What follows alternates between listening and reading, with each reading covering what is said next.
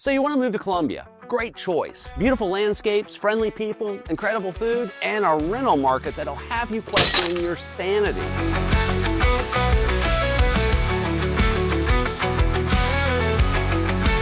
In this video, I'll walk you through how to actually rent an apartment or a house in Colombia as a foreigner. What works, what doesn't, and how to avoid wasting your time on stuff that would just make you crazy. First things first, where do you even find a place to rent? Well, the #1 site in Colombia is Fincaraiz. It's like Zillow's over-caffeinated Spanish-speaking cousin. It's only in Spanish, but here's a pro tip. If you use Chrome, you can right-click and use Google Translate to view it in English.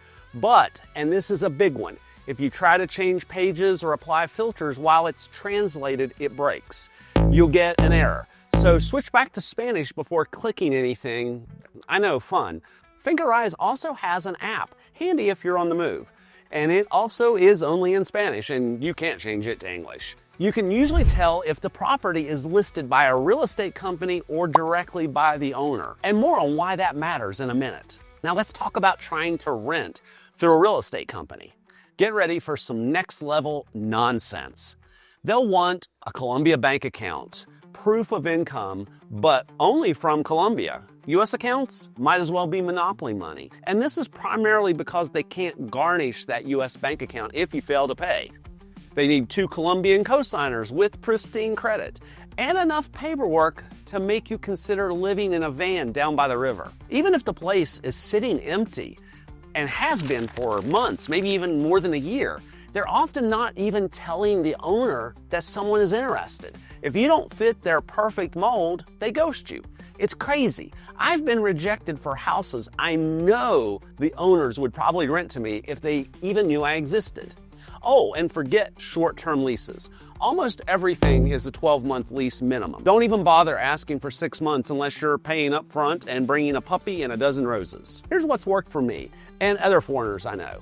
Option 1, rent direct from the owner. Look for listings that say propietario directo or clearly don't have an agency logo.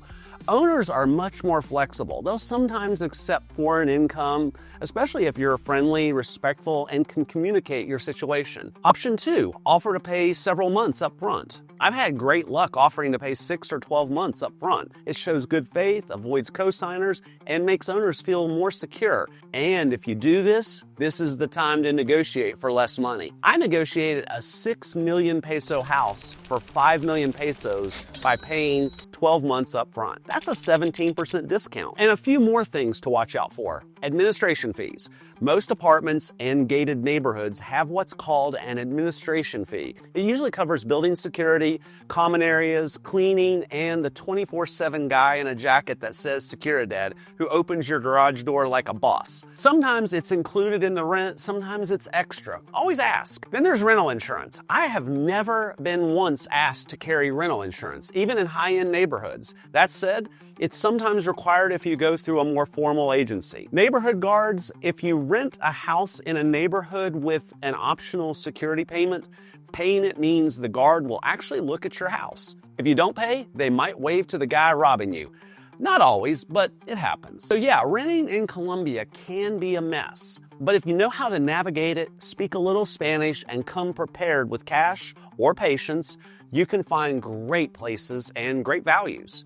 Have questions about renting here or want me to do a video touring my place and breaking down my costs? Drop a comment below and don't forget to subscribe for more Colombia tips, travel guides, and unfiltered expat life. Oh, and if you're a landlord in Bogotá with a gorgeous apartment and a flexible heart, call me. Until next time, I'll catch you in the next one. Take care.